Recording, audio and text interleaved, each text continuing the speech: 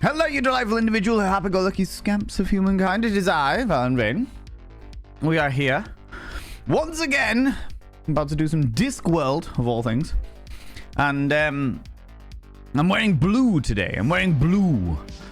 I was in the mood for some blueness. Let's turn that down a wee bit. I was in the mood for some blueness, and I found this hoodie that is actually very warm, and is a table story hoodie. And I really like it, even though it's a blue one. Even though I normally wear like black and greys and other such things, today I was feeling the blue. Dabba dee dabba die. But yeah, how you doing, friends? How's it going? How's it going? It's the Moozuti Booty, you glorious individuals. Giles, hello. Elizana, hello, hello. You gorgeous beans. I like that. I like that. Moo, you lurk away, you cheeky little devil. You lurk away. I appreciate you being here. Mayor Whitefire, hello, hello. How you doing? How's it going? Wild Annie, you glorious individual. Always good to see you. Eliza Deceit at the door. Yeah, very much so. Lies and deceit. Lies and deceit.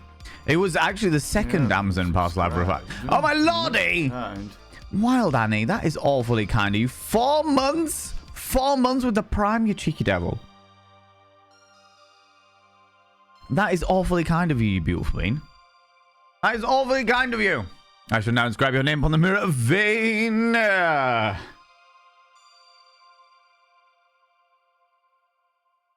By having your name upon the mirror of Vane means you get access to my personal Snapchat, not a bum Snapchat, you cheeky devil. And of course you get access to all those sexy little emotes, but the most important thing, Chick, jigglypuff, jigglypuff. That's not the most important thing. That as contrary to Jigglypuff's belief, that is not the most important. No, Stupidia. No, it is not the most important thing, goddammit. But the most important thing is you go roll over every morning, look in the mirror. Jigglypuff, jigglypuff. You don't need to look in the mirror and start singing Jigglypuff. That isn't a thing. That's not a scenario. Hold on, I'll do it from this side. Here we go. Look.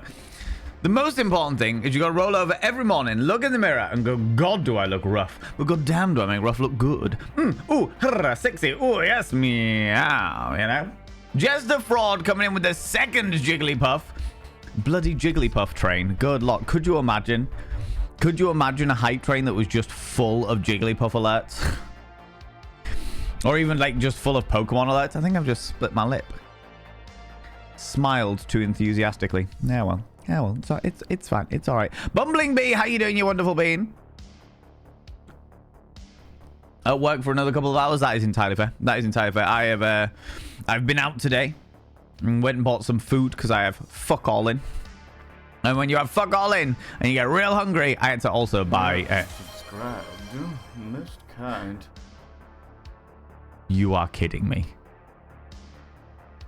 You are actually kidding me.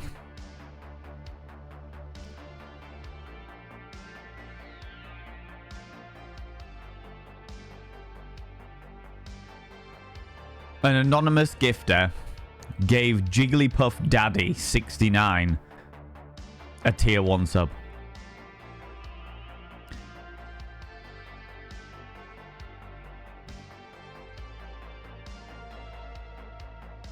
You have got to be kidding me. Oh my god. And just before gigantifying the brat emo. Good lord, friends. Fucking Jigglypuff hype train. Oh my, I suppose the hype train is the same color as Jigglypuff, so it makes sense. Jigglypuff Daddy.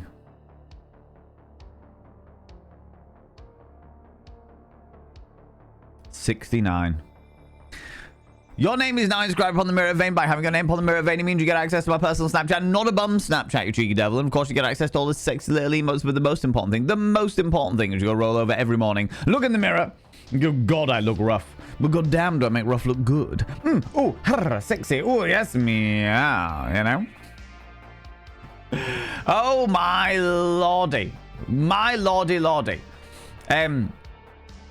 me... Oh, how's it going, Pseudopolis? How you doing? Do you have a time and spoons for a big Smex question talk discussion today? What's the vibe? Just prefer chill? I'm okay with it. I'm all right with it. We are going to be jumping into the game at some point, so but we always chat for about an hour, so I'm more than happy to talk about it now for sure. Jigglypuff, Jigglypuff. And perhaps distract us from the bloody Jigglypuff train that's going on right now. All right. Oh my god. Jester Fraud, thank you very much for the 139 again with the Jigglypuffs. Gosh darn it. All right. Oh my lordy. How you doing, Pseudoopolis? Hello, you cheeky devil. Where was I? Yeah, Lies and Deceit. Lies and Deceit. It was actually the second Amazon driver to deliver today, because I've already received one, which first of all was a gift from you people. A gift from you people. This was a throne gift that I had put on my throne wish list ages ago, which was these very cool, like steampunky sunglasses that have got like little springs down the side of them and what have you. Look at this. Look at this. Whoop. And then I've got like a black version as well, which I'll show you because I want to show them off because you people, you delightful individuals, bought me these, which is very, very cool. I appreciate this. One.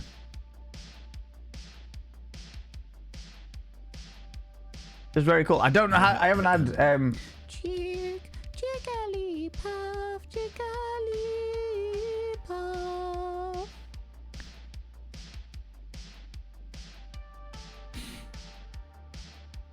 I haven't done rounds. So what I was saying before I was rudely interrupted by Stupedia there with the 139. Thank you very much, Stupedia. God damn it. God damn. I can't believe you're actually going for a you're actually going whole haul for a bloody Jigglypuff hype train. This is ridiculous. This is actually ridiculous. Good lord. What was I saying? Hand to my ego. Hand to it. Hand to it. Oh. Hype train carriage connect. No, don't know what you're talking about. No, there is no hype train here, Eris Ptolemy. Apparently, it's a Jigglypuff train. Apparently, it's a Jigglypuff train where we do nothing but bloody Jigglypuffs. Oh my god, this is bloody ridiculous. But yeah, thanks to those beautiful people that My big moist dragon, don't you? Oh, we're expanding out to full Pokemon. Apparently, we're expanding out to a full Pokemon. Jigglypuff, Jigglypuff. You just want to hear me, my voice, singing the Jigglypuff song, don't you? That's what it is. It's nothing to do with Pokemon. It's my voice going, Jigglypuff, Jigglypuff. God damn it. God damn it. Thank you so much for the 130 purple bat. Thank you very much for the 200 Aries Ptolemy. Thank you very much for the 139 Jester Fraud. Don't worry, Pseudoopolis. Your question is there and I will answer it momentarily, you beautiful being, all right?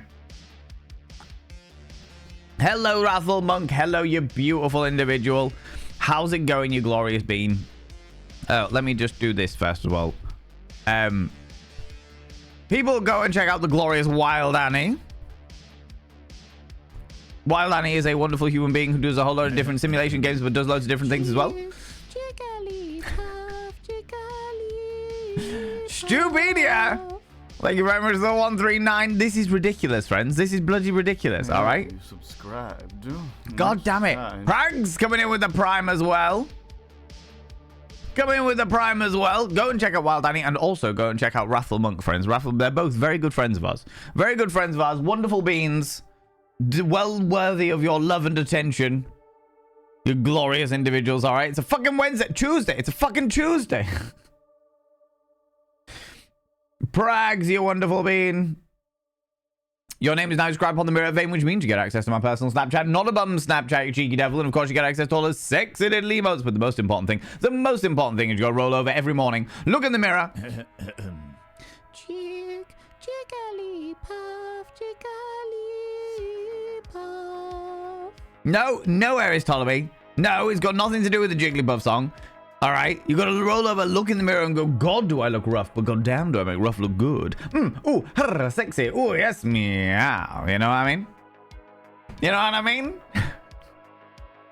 You people and your timing is unnerving, is what it is. All right, it is unnerving how spot on you are with your timing of these things. It is wild. All right. Mystery Unsolved, how you doing, you beautiful bean?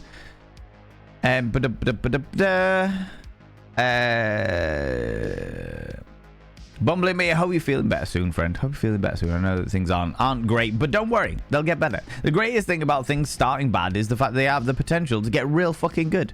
Do you know what I mean? So we were all about that positivity, not in a toxic way. Not in a toxic way, you know? Yeah. Jigglypuff, Jigglypuff. I cannot believe Jester Fraud and Stupedia. I can't, and there is Ptolemy now as well. I cannot believe that you have got us to 76% of a level 2 bloody hype train on Jigglypuffs. All right, on bloody Jigglypuffs. This is ridiculous. This is more ridiculous than our normal hype trains. Our normal hype trains are pretty fucking ridiculous, but this is even more ridiculous. You're welcome, Wrathful Monkey, beautiful bean. God damn it. Jigglypuff.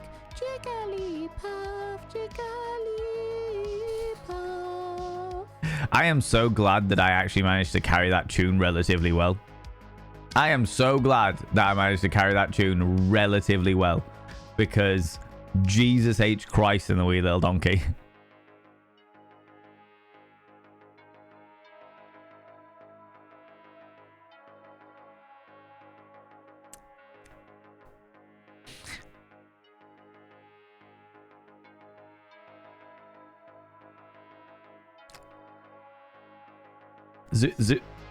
Zooty Booty.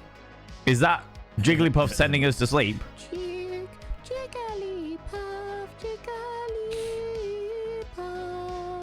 Just a fraud with another one. Comes the Pokemon. Hand it to my ego. Hand it to it. Hand it to it. No, we don't need this. We don't need this. I genuinely thought we'd get away with that. Then there was like 30 seconds left. Not even that. There was 30 seconds left, and you completed a level 2. Friends, if you're new here, just be aware that the hype train is like an impromptu erection. If you leave it alone, it'll go away. All right? I've got a sex education question to answer. All right? God damn it. Itchy nose. God damn it. I see that you all woke up this morning and chose chaos. I see it, you know.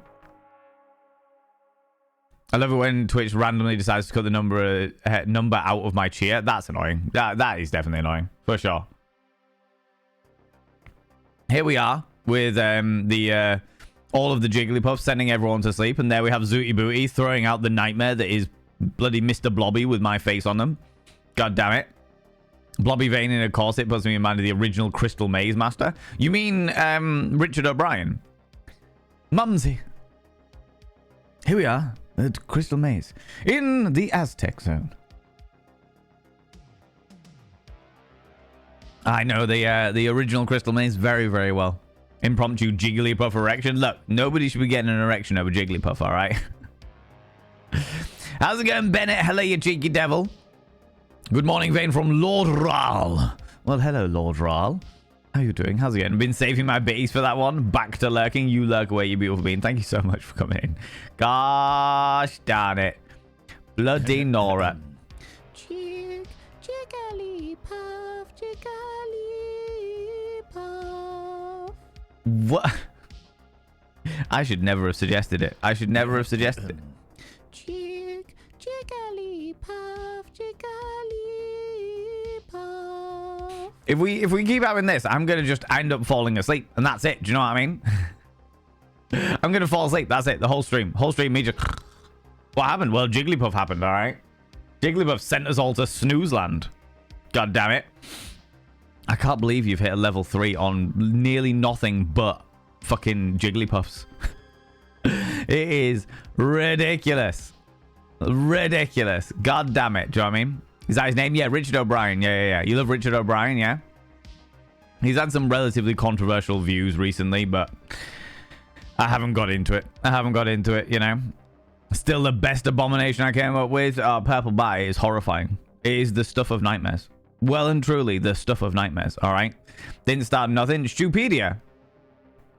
Unsurprisingly, once again, that is a lie. Also, the writer of Rocky Horror Picture. Yeah. Richard O'Brien wrote Rocky Horror Picture Show.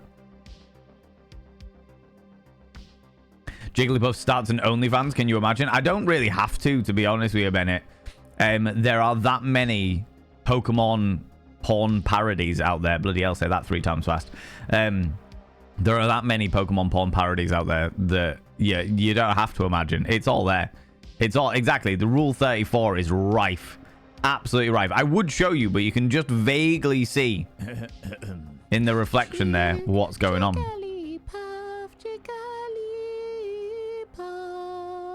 Eric's Ptolemy. Good lord. Good lord. This is ridiculous. I need to stop saying throwaway jokes. I need to stop saying throwaway jokes. Friends, Jester Fraud redeemed a vanity promo, which means I need to tell you about myself and not in like a encourage the hype train kind of way. Do you know what? I'm going to talk about the VODs channel. Friends, we have a VODs channel where you can see all of these things. In fact, some of you will be watching this VOD on the VODs channel right now. If you, I put all my VODs, I highlight all the things and put them on TikTok.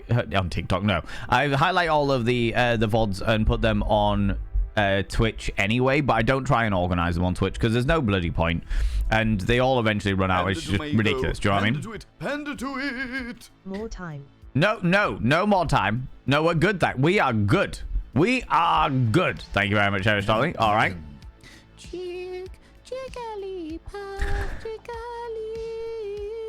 It is so good that I have a nice voice when singing these things, all right? So good that I have a nice voice. Could you imagine if I was flat? Jig, jiggly puff, jiggly puff. I'm Goldie. At least we got to spicing it up a little bit. At least we're spicing up a little bit, Jester Fraud, goddammit. Oh my lordy. Friends. If you have got hype training emotes, could you please throw them out now? Say a massive thank you to all the people that subbed, that gifted subbed, that threw all those Jigglypuffs out there. Actually, for everyone that threw the bitties out there, but also the Jigglypuffs. Do you know what I mean? Why not about the newly revamped Discord server? Do you know what? That's a fair call. I'd throw out the VODs thing, and for all those people that are watching the VOD, I appreciate you. Thank you very much. But I will also throw out the Dick Sword.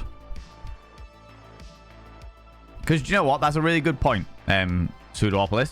That is a really, really good point. We have got a Discord server that is newly revamped. We've rechanged everything to make it simpler and easier to navigate. A place that me and you and all of our delightful friends can gather together and talk about all of the things. And you know what? It seems to have been chattier. It seems to have been a chattier Discord server over the past few days, which I am fucking overwhelmed to see, friends. So thank you very much for all of you beautiful people that are in there having conversations with each other, starting up conversations. It means the world to me. It really does. It means the world to me. You know? They jiggle my puff till I fall asleep, to be honest with you. That's exactly what happened there. You know what I mean? I'm still fucking mind blown. You got 44% of a level 3 hype train on nearly nothing but Jigglypuffs. God damn it. God damn it. That is wild. Do you understand? That is wild. God damn it. The Dick Sword? Yeah. Mine's definitely Dick Sword. The Dick Sword. For sure. Good lord. Friends, thank you so much for that hype train. That was unreasonable. I think I'm sick to death of the sound of Jigglypuff now. Right. 13 minutes ago, Pseudoopolis asked me a delightful schmex education question. All right. So I'm going to read it and then we'll see if we can answer it. All right. As someone who is not asexual per se. Oh, no. Excuse me. As somebody who is not a sexual being per se, I get kind of confused with how much energy and time people who are spend on sex. Like brain energy, time, physical and mental energy, money, and Valen, just so much energy. I'm genuinely confused. Does it give a refill of spoons? Or is it one of those, like, it takes spoons, but it's fun, so I'll do it, and it's worth it? Is it like a nice cup of tea that you can reward yourself with? Can you share your thoughts and or experiences? Discussion is welcome. I'm confused. Various different answers to that question. Because first of all, there is a difference between like being a sexual being versus being sexually enthusiastic, shall we say. Okay. People that are not asexual will have some description of sex drive. In fact, many people who are asexual do have a sex drive themselves. There was somebody on TikTok who was saying that they have absolutely no interest in sex at all, by any stretch of the imagination. But for like 1 week a month, when they're ovulating, they're like, give me all of the fucking sex. Give it to me now. And they get through that week, and then suddenly it's just like, yeah, I don't really give a fuck anymore. But obviously asexuality, first of all, is a spectrum in and of itself, and second of all is more to do with sexual attraction than sexual drive. So there's plenty of asexual people out there that really enjoy the act of sex, but they don't have like a sexual attraction to anybody in particular. They just go, right, cool, I need this type of person to fulfill my sex drive, so I'm gonna go and find anybody of that with that relative set of genitalia that I can use to satisfy that sex drive. Do you know what I mean? So that's like the asexuality side of things. Obviously, within the asexuality spectrum, there are people who are sexually repulsed, who don't want anything to do with sex in any way, shape, or form. And then there's people out there who are more than happy for sex with a partner because they know it makes their partner happy, but it's not their cup of tea personally. There's people out there that just don't enjoy sex themselves, but they'll have it if they have to. And I say, when I say if they have to, like if it's going to make their friends happy, it's still consensual in those dynamics, you know? And then there's those people, as I was just talking about, who have keen drives for sex, but no sexual attraction. They want to have sex, but then there's not like a specific type of person that appeals to them, as it were. There's nobody that they look at and go, fucking hell, I'd like to sleep with them, you know? So that's like one part of it. Then you get into the bigger realms of like sexuality as a whole, where you like everybody who does want sex, who is a sexual being, as it were, has people call it a sex drive, but that's not technically true. The way that what's her name? Emily Nagoski. The way that Dr. Emily Nagoski describes it is that every single person that is a sexual being themselves has a sexual accelerator and a sexual brake. So it's not like a drive. It's not like, oh my god, I'm gonna go have sex, I really want to do this stuff. Do you know what I mean? How's it going, Katie? How you doing? We're just talking about sex drives at the moment. It's everybody has a sexual accelerator and a sexual brake. So they have the accelerator that makes them want to have sex with people that are desirable to them. They're like, oh my god, I want to have sex with this person. This person's really turning me on, or this situation is turning me on, or this dynamic is turning me on. I want to indulge in that sexual activity with this person and or persons. And then you've got your sexual break, which is stuff like stress, stuff like illness, stuff like grief, you know, mental health. They're all things that can really push on the sexual break that will, like, no matter how horny you're feeling, no matter how horny the dynamic that you are used to, like, you could be in the perfect atmosphere. Trauma is another one, yeah. You could be in the perfect like atmosphere for what you would normally get you aroused, but if you are like stressed from work or something, then you're not gonna get it. Like, no matter what happens, you're not gonna get in the mood, you know. In regards to the specific question, you were like, that was like the prequel. That's like the foundation for an understanding of the way that asexual people can work versus the way that people who have sexual appetite, as it were, and sexual attraction work in regards to like bits and pieces. So now we've got our little foundation, okay? In regards to like the amount of energy that people spend on sex and what they get from it, it is very different person to person. So you will get some people who like kind of like the extrovert introvert scenario, you know? You will get some people like myself who are extroverted who get spoons off of sex.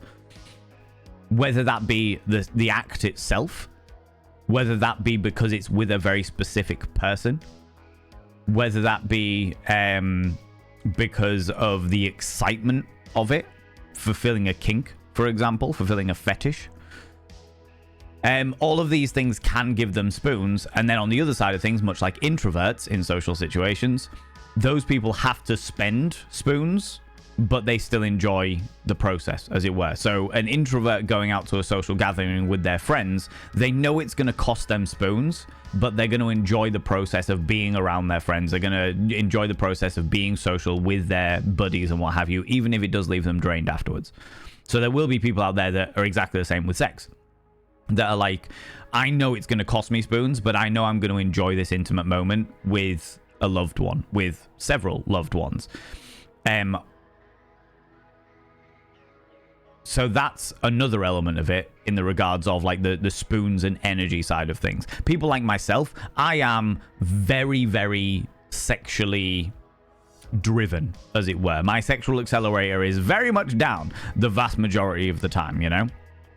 And as a result, like, I get spoons, I get dopamine. Dopamine is another big thing, but we'll talk about that in a second. I get spoons from sex. It's also a very intimate moment that I share with a person, obviously at the moment, McSteffels, which is between me and her, where, like, I feel closer to her on a loving level in that moment more than anything else. But that is because my love language is a physical love language, you know? So that's another element of it, is like love languages. If you have somebody who is bloody hell, this is a very complicated answer, Pseudoopolis, so I hope that you're understanding everything so far, and I hope everyone is understanding everything so far. We had the foundation, like a little bit of a recap here. We had the foundation of like the sexual accelerators and sexual breaks and those dynamics. Yes, you can have multiple love languages. Yeah, 100%. In fact, most people have multiple love languages. Most people have multiple love languages. Then on top of that, you've got the extrovert introvert dynamic. Little stalker. Thank you so much for the follow, you beautiful bean. I don't like to call people out in case they're lurking, but you're very, very welcome here. Then you've got the extrovert introvert dynamic of like whether they gain spoons from. I don't think there's not like an extrovert introvert terminology to my knowledge in regards to sex, but the situation remains the same. It's, do they gain spoons or does it cost them spoons to engage in the act? And the answer is it could be either. It could also, you got ambiverts, some people that it may cost them spoons with some people, but they still enjoy the process, whereas with other people they might gain spoons because, I don't know, they're more loving with that person fulfills them in a more like sentimental or intimate way or what have you. So that's part 2. Part 3 is your love languages. So with love languages, there's fucking loads of them. But the ones off the top of my head, you've got like the service love language, physical love language. In fact, you know what? Let me get a list up.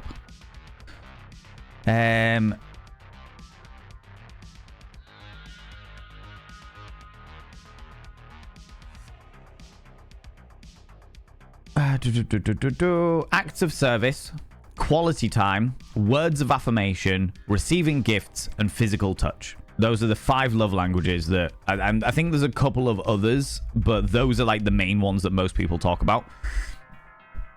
Acts of service is like doing something for somebody else, you know, or somebody doing something for you. So if you live together with a partner and your partner is like, oh, I'm just gonna go do the washing up, or your partner always does the washing up and they love doing the washing up because acts of service is one of their love languages, and you like the fact that they do the washing up because you don't like doing the washing up. So that is a love language between the two of you, you know. Quality time is spending time with each other, literally sitting watching movies, sat in the same room together reading books. Receiving gifts is obviously an obvious one, either giving gifts to somebody, being like, hey, I've spent money on you, I've taken my hard-earned money and I've spent this because I know it's going to make you happy. Words of affirmation, actually telling people that you love them, actually saying, hey, I love you, I appreciate you. Acts of kindness covers a few of these because all of these could fall into the realms of acts of kindness. Acts of service, acts of kindness, yeah. And then physical touch is doing physical things with somebody. And that doesn't necessarily mean sex. That could be holding each other's hands. That could be kissing. That could be public displays of affection. Do you know what I mean? Obviously, these are the main categories, but each one of these has different dynamics within each category. Now, for me personally, my major love language, the love language that is overriding of all of the above, is physical touch. I am a physical touch person. You know, it makes me happy when Steph holds my hand. When we're sat on the sofa and we're watching some like YouTube videos or watching a movie or watching some kind of documentary and Steph reaches out and holds my hand, that fills my heart with joy. You know, it genuinely does. I'm just like, ah, like it fills my heart with joy. And I like telling her how I feel about it. I like telling her she's beautiful. So the words of affirmation side of things. I know full well as that. You're talking about the multiple love languages. The vast majority of people, to my knowledge, usually have like 2 main love languages. And then the others fall in there as well. You know, for me, my main love language is physical touch. My secondary love language is probably acts of service. Because I like doing things that make Steph's life easier. You know, so when I go up and visit, like, I will be the person that'll be like, right, cool. While she's having a lie-in this morning, I'm going to clean out the boys' fish tank. I'm going to go down and put a washing load on. I'm going to cook for us both and clean up the kitchen so that it's nice and tidy for her, you know? Like, those are all elements of that. So in regards to love languages, you might find, like, for example, how's it going, Creepeats? Hello, you cheeky devil. We've got a new angle. Fortunately, the desk is on wheels, so I can move it around as I see fit when I get bored, you know? So the two that can obviously go hand in hand together is, like, physical touch and love language. Physical touch and acts of service, for example. You might find that one person doesn't necessarily, like, say there's somebody who is on the asexual spectrum where they don't crave sex, but they don't mind being part of like having sex with somebody who does, with a partner that they love who does crave sex. You know, you could have that person being like, okay, I've got my physical touch love language, I really want to have sex with you. And they are like, cool, we'll have sex together for sure. Not because they want to have sex, but... Oh, no, they do want to have sex. Not because they crave sex in the same way that somebody with physical touch love language has. Little stalker. Thank you so much for these follows, people. I really appreciate it. Again, won't call you out just in case you're lurking. But yeah, not because somebody who has the physical love language... Where was I? Oh, I got thrown by that follow there. Not because they want sex as much as the person that has the physical love language, but they have a love language of acts of service. So they enjoy having sex with that person because they know, not because they want it themselves, but because they know it's going to make their partner happy. And that's still consensual. That's still consensual. You can still have sex with somebody knowing, like, even if you know that you're not going to enjoy it as much as they will, you are fulfilling that act of service of being like, I love this person. My love language is acts of service. So I'm going to have sex with this person because I know it's going to make them really happy. And them being happy is going to make me really happy. You know?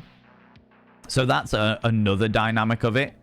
In regards to the other energy side of it, the brain energy, time, physical energy, etc., there's an extra element to it, especially when you get into like the realms of neurodiversity, which is dopamine.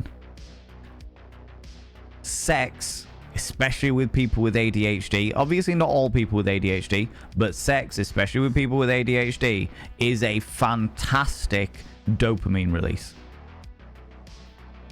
Because it gets your heart going, it gets your adrenaline going, and the feeling that you, the flood of chemicals that you get through your body after, like, during and after you've had sex, the excitement that builds up, especially if you're somebody with a physical love language, that is a big thing. You know what I mean? The dopamine side of it is great. Absolutely. Especially as somebody who has had a history of this before I got into a relationship, especially when you are feeling, and this is a perspective that I've only just realized myself, but actually makes a lot of sense, especially when you are feeling particularly lonely and therefore dopamine deprived. if you are a particularly social person like I am, I'm very much an extrovert. If you are feeling, that's why it can become so addictive. Yeah, addiction's a very interesting term with stuff when it comes to like sex addiction and porn addiction and stuff like that, because technically speaking, it's not an addiction. An addiction requires, much like gambling, an addiction requires an external substance to be addicted to. That as per the definition of addiction.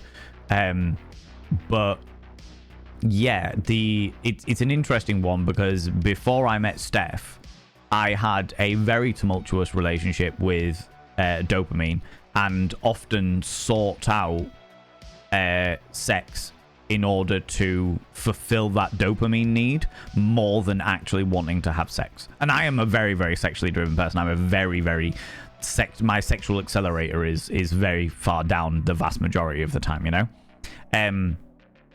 But I have found that the contentment of being around, like the dopamine I get from being with McSteffels is at such a point that I have found that it's not that I don't want to have that I want to have sex any less. It's because I definitely don't. I want to have sex all the time. It's just me. It's just that I don't need it, as it were. I want it, but I don't need it. Whereas before, it was very much, oh my god, I fucking need this shit. I need to get something. So let's go. I need to do this shit, you know. Obviously, I would always respect people's boundaries and bits and stuff like that. There was never a point, and there would never should ever be a point where somebody's personal drives are making them do things over the top of somebody else's boundaries. But yeah, it's a different dynamic. It's a different dynamic of like need and want, you know. So yeah, so there's also that element of it as well. And I think that you think you get it. Okay, so we've got all of that stuff there. And then on top of that, on top of all of that, this is the reason why I actually think this is probably one of the most interesting like sex education questions that I've been asked, to be honest with you. Because on top of that, you also have social construction and social boundaries. Which I'll get to as soon as I do this. Onion Pencil, you cheeky devil, coming in for the full year. 1 whole bloody year. Good lordy. Onion Pencil, your name is now inscribed upon the mirror vein. By having your name upon the mirror vein, it means you get access to my personal Snapchat, not a bum Snapchat, you cheeky devil. And of course, you get access to all the sexy little emotes. But the most important thing is you go roll over every morning, look in the mirror, and go, God, I look rough. But goddamn, do I make rough look good. Ooh, harra, sexy. Ooh, yes, meow, you know? You know, you cheeky devil, you. So on top of all of those things that I've just talked about in regards to like sex education and sexual desire, as it were, a sexual enthusiasm, you also have culture and society. Yeah, and subscribed. Most kind. Eris Ptolemy, you beautiful thing. Thank you very much for giving in 3 whole months of subscription to Creep Eats there. 3 whole months? Good lordy. Good lordy. I should now inscribe your name upon the mirror vein, Creep Eats. By having your name upon the mirror vein, it means you get access to my personal Snapchat, not a bum Snapchat, you cheeky devil. And of course, you get access to all the sexy little emotes. But the most important thing is you go roll over every morning, look in the mirror, and go, God, I look rough. But goddamn, do I make rough look good. Ooh, harra, sexy. Ooh, yes, meow. You know? You know? So on top of all that, you also have the societal dynamic. And what I mean by that is many of you will already know, especially, do you know what? Especially if you're asexual, you will probably have noticed more than anybody else that they use sex to sell everything. Perfumes, beers, deodorants, soaps, cans of Diet Coke. They use sex to sell everything. And as a result, it is ingrained into our brains that sex is good. Yeah, it's kind of off-putting. That doesn't surprise me. Especially if you are not somebody who is as sexually charged, as it were. Because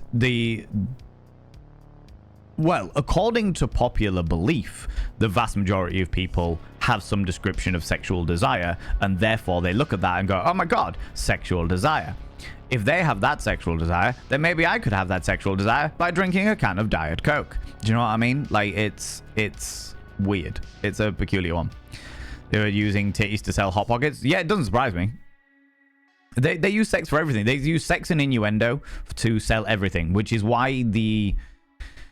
it's so ironic that so many people use sex to sell everything, but then don't want to be associated with anything directly sexual. To the point, there is a fine line somewhere, to the point where like the Cadbury's Caramel Bunny got banned for a while because she was too sexy. That is like an actual fucking thing.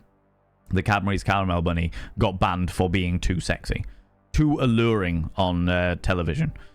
You know. So, razors, I'm your Venus, I'm your fire, your desire, exactly, Bennett, for sure. You should see the Brazilian beer ads of the 2000s. Shit was wild here. Oh, it doesn't surprise me. It doesn't surprise me, Creepeats. There is literally, the ones that immediately spring to mind for me are the Diet Coke advert, where you see a half-naked, very muscly man drinking Diet Coke while doing manual labor stuff and getting very sweaty. And the Lynx adverts. So in the UK, I think it's called Axe in other places, but in the UK, there's a deodorant that mainly teenage boys wear, if I'm completely honest with you. There's a deodorant called Lynx, and the whole thing is that when you spray yourself with Lynx, members of the opposite sex throw themselves head over heels at you to a point where you are having to fend them off. Like, there was one I remember quite clearly where somebody sprayed themselves with Lynx on like a beach, and then got chased down by a horde. Like, and when I say a horde, I'm talking like zombie level horde of women just running at them. And in fact, there was one where they got chased off a cliff, if I remember correctly.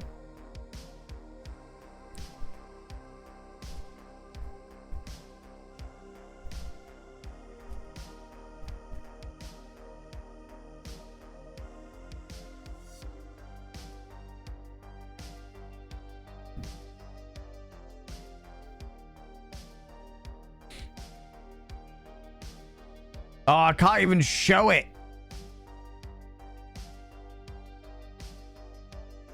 I can't show this advert.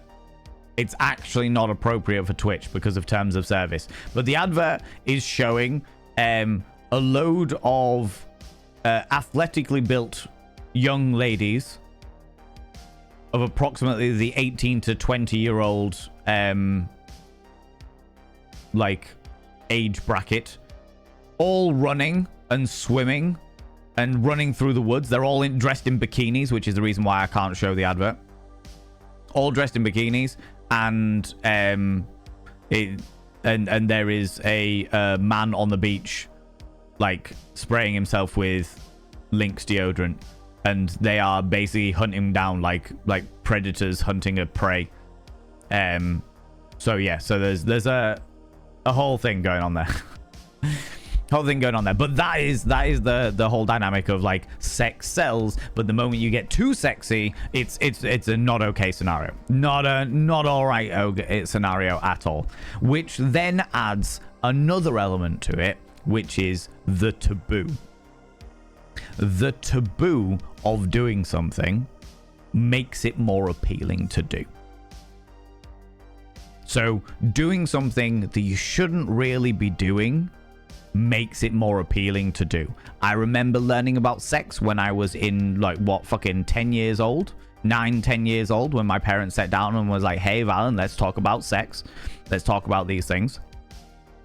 And I remember being like, how old do you... I remember asking very specifically, how old do you have to be to have sex? And my parents said, the legal age is 16 years old, but most people wait till they're 18 years old, because I lived in a good Catholic family. And I remember thinking to myself, in that moment, the moment that I learned about sex, I remember thinking to myself, I want to have sex before I'm 16, so that I have broken the law. That was the thought process that went through my head, because of the taboo of it. It's a taboo subject. It's something that you shouldn't do. It's something you shouldn't talk about. Something that people don't openly talk about these things. There's a certain level of shame and secrecy. It's something that that people do privately by themselves. Couples go into bedrooms and they do things and they're not allowed. Nobody else is allowed in. Just them. Oh, yes. Oh, God. Like, the taboo of sex adds to the desire to want to do it. One of the biggest fantasies that exists in the world is to have sex outside in a public area. People having sex in a bush in a park full of people, you know. People coyly engaging, hiding in sand dunes at a beach or something like that, you know. Excuse me. So, yeah, there's on top of everything else, on top of like the biology, the chemistry, the sexuality, the appeal, the drives. On top of all of those things, you also have the cultural and the social aspect, which is the element of they use sex to sell everything, which even subconsciously makes you think sex is good. Because if they're using sex to sell this product, then sex must be a good thing, right? Sex must be an amazing thing. If they are using sexual attraction to sell a product, then sex must be a great thing to indulge in, right? And then the taboo of it, wanting to do something that is forbidden, but it's not too forbidden, because, you know, it's still legal to do it so long as you're doing it well with consenting adults, etc. It's still legal to do it, but it's taboo because, you know, people shouldn't be doing things like that, or just talking about it, you know. Yeah. And then on top of all of that as well, on top of all of that as well, you also then get the psychology element. So you've got the biology element, you've got the sexuality element, you've got the cultural, societal element of it, and then you also have the psychology element, which is, what I mean by psychological element, especially, is, in fact, I can tell you. Want. This is a book that was collected by Gillian Anderson. Good old Dana Scully, Gillian Anderson.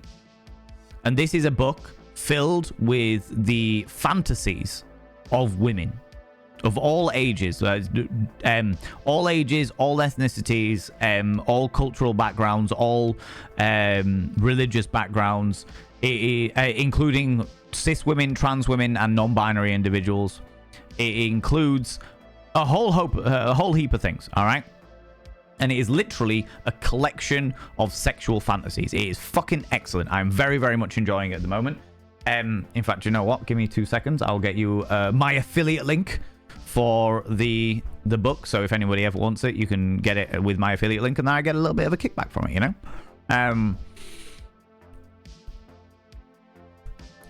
But that book shows more than anything, and you know what I will say, the thing that blows me away most about that is there's the link right there. The thing that blows me away most about it is the fact that in amongst all of that is some psychology as well. In amongst all of that is a little bit of psychology. I'm gonna twist my thing this way a little bit. Which is to say that a lot of these women that are listed in that book are unfulfilled. in some way, shape, or form. Not all of them, but a lot of them are unfulfilled in some way, shape, or form. They are not happy about their sex lives. They are not happy that they didn't have the chance to experiment when they were younger. They are frustrated that they found their person too young. And therefore, as much as they love their partner, they love them completely and utterly, they regret not having the chance to experiment more.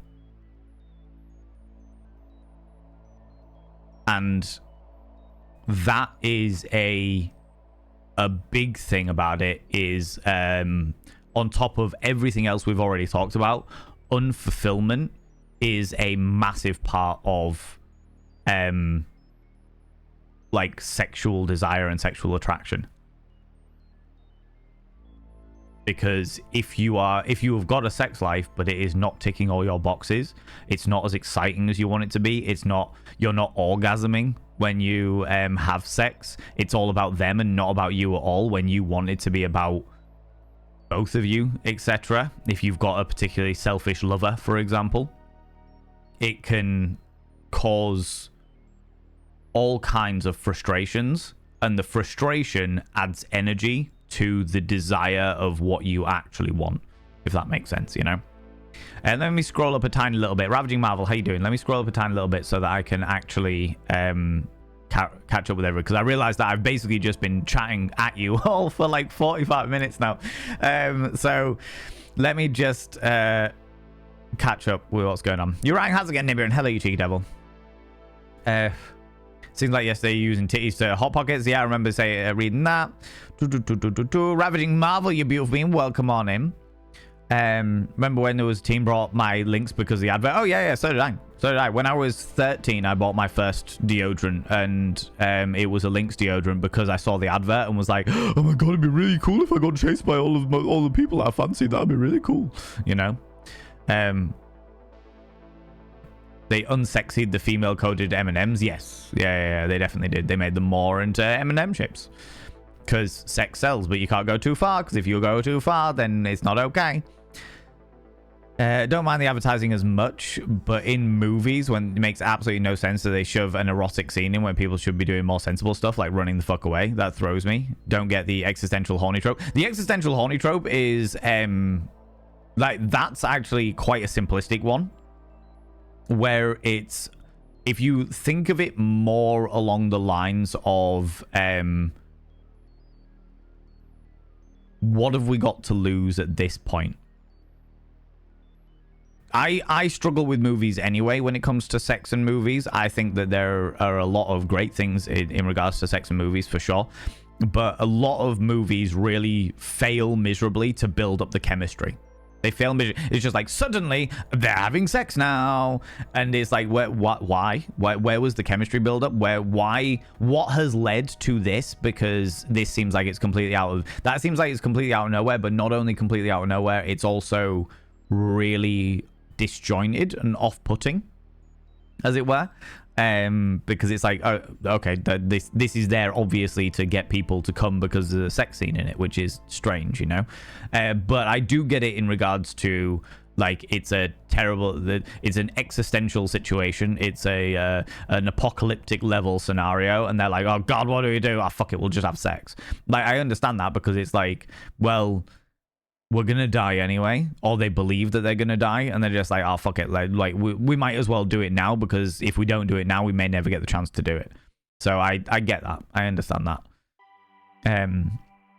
Payment card company is always causing trouble for anyone who does anything remotely close to sex work. Oh, Jester Fraud, I have already started collating all of the information I need. I'm going to be doing a full YouTube video that is going to deep dive into payment processing providers and their issues with sex work, for sure. Dabba Cogsworth, how you doing? I remember the adverts from the late 70s and 80s. Yeah, they were wild. Lots of stereotypes in there, if I remember correctly. Is he only hot single Brazilian ladies in your areas wearing the smallest bikinis ever, throwing beer over them. That sounds sticky as fuck. That sounds fucking sticky as shit. And that is going to be absolutely hilarious for about 4 minutes. And then it'll be like, oh, I'm sticky and I stink of old beer. Ugh. Ugh, ugh, ugh. Not to mention the thrush. You know what I mean? So I read a study once that said that stats on that how sex doesn't actually sell. Consumers are not more likely to buy something because they are sexual themes in advertising. I don't know. There may be a study out there. I disagree. I think that sex does indeed sell because you are more likely to pay attention to a product because it is interesting to you. And sex is interesting to the majority of people in some way, shape, or form. You know, obviously different for asexuality and demisexuality and what have you. But yeah. Yeah, this stream is not sponsored by just Lynx or Jigglypuff for sure. Perfume is weird. Why we don't wear what we like, in my opinion, men should wear perfume, but women should wear cologne. I do wear perfume. The perfume that I wear is well, I don't know whether it's designed specifically for women, but I will say that it's got a boobies. It's like from the middle of the face down to just where the tits, the nipples are cut off, and it's got like shoulders, chest, shoulder blades up to the like halfway through the head. I can't remember who it's by now, but yeah, I wear perfume because it smells good, and it smells good on me. That's what I care about. That's what I care about, you know. Axe Body Spray is looking jokingly for teenage boys in the US. JM Beard is exactly the same here in the UK. Exactly the same here in the UK. Very much jokingly for the teenage boy. No, I don't know a single grown adult person that wears Lynx/Axe. And it is very much because I definitely bought it for the sex appeal. You know? I mean, sex is also seen as being... how do you mean, Pseudopolis? Being what? Oh, the adverts are on. Okay, hold on. I had my very own graduate-style fantasy when I was at high school. Yeah. Forget sex. Give me tea and cake. Do you know what? Many asexual people are exactly the same. We did a stream with Becca Beckery about asexuality for the Thirsty Work podcast, and yeah, that whole thing was all about how, because I was like, if you do, because much like Pseudoopolis has come in here and been like, I don't get why people who have like sexual appetite spend so much energy on it. I was on the other side of things where I turned around to Becca Beckery and was like, I don't understand why what do asexual people put their passions into if it's not sex, you know? And the answer was food. The answer was food. People who are asexual get really enthused. Not everybody, obviously. Like, it's different people, different strokes for different folks and what have you. But the unifying factor for a lot of people who are on the asexual spectrum was they get really enthusiastic about food. You know? Can't have cake, but want it now? Have some cake whenever you're able to. Have some cake whenever you're able to, you know? No worries, Creepies. You take it easy, you beautiful bean. See that book of my local Waterstones? Well, I'm enjoying it, I have to say. I am enjoying it. You lurk away, onion pencil, you cheeky devil.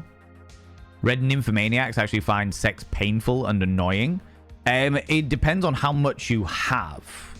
It depends on how much you have. As somebody who has definitely been for many rounds in the past, I can say that as somebody with a penis, you get to a certain point where you are the tumescence of the phallus just becomes painful. It just feels like a bruise. It feels like my entire shaft is just bruised because it has been filled with that much blood that many times that it's just like, like this just feels like a bruise now. It's just a fucking ache. Need to calm it down. Yeah, so I've been there. I've done that side of things, and I would imagine for people with vulvas there is a certain reservoir of moistness, as it were, And that'll take a while to replenish. If you have loads and loads of sex, you might find that you might need more lube, or friction being a thing. But also, you've got to remember that depending on how rough the sex is or how gentle the sex is, you could also have like tenderness based on just purely from not only just the friction, but the just constant movement and the pounding of parts of your anatomy, you know? There was a point, classic example of this, friends, classic example. There was a time when I went around to a friend's house and we were playing some Vampire the Masquerade, actually. And a friend of mine came over and he was absolutely off his face on drugs. Off his fucking gourd on drugs. And he came down and he was like, "You all right, everyone?" And I was like, "Yeah, you all right, buddy?" And he wasn't playing the game at all by any stretch of the imagination, but he just hit me, you know, with the foam insulation, the really, really soft foam insulation tubes that you put round pipes outside to stop them from freezing and shit like that. He just tapped me really, really lightly, just like that. Over and over and over again on the forehead. Like that.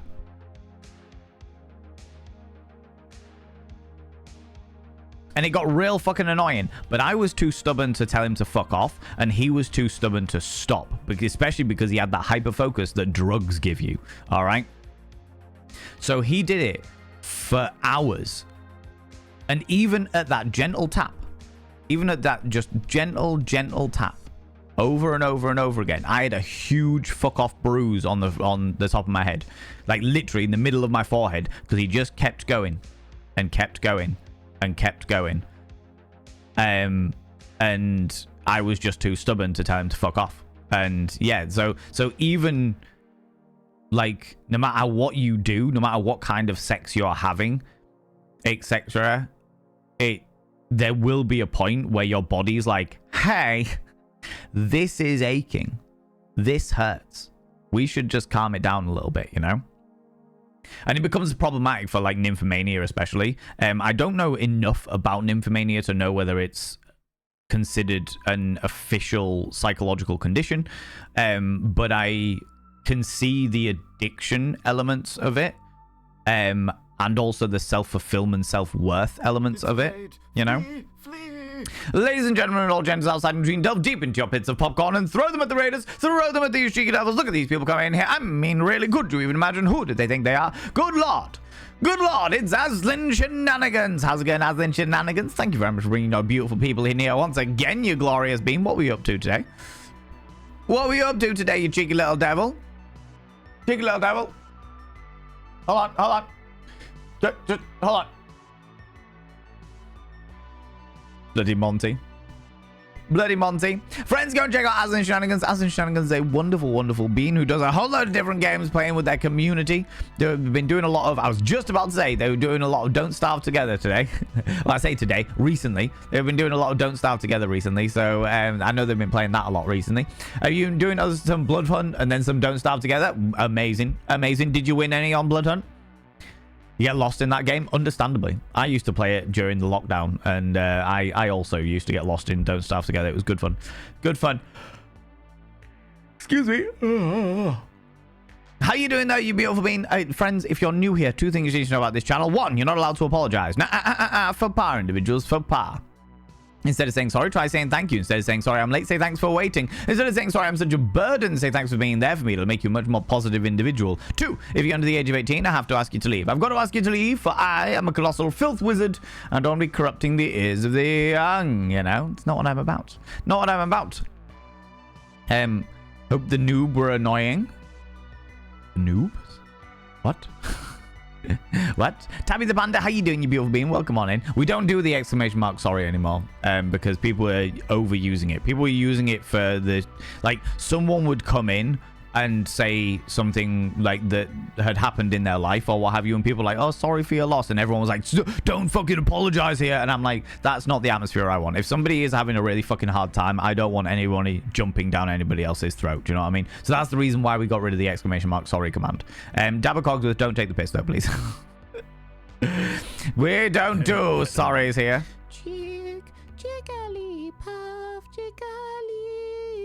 Gosh damn it. Just a fraud. Confound you with your 139. Another one, another bloody Jigglypuff. You should apologize for the Jigglypuffs and never do it again. Dabber Cogsworth, god damn it. God damn it. Bloody lost the game, you little shit. As in Shenanigans, if you need to disappear off, if you need to go grab a snaffly treat, go grab a delightful beverage, please go do so. Please look after yourself, you know.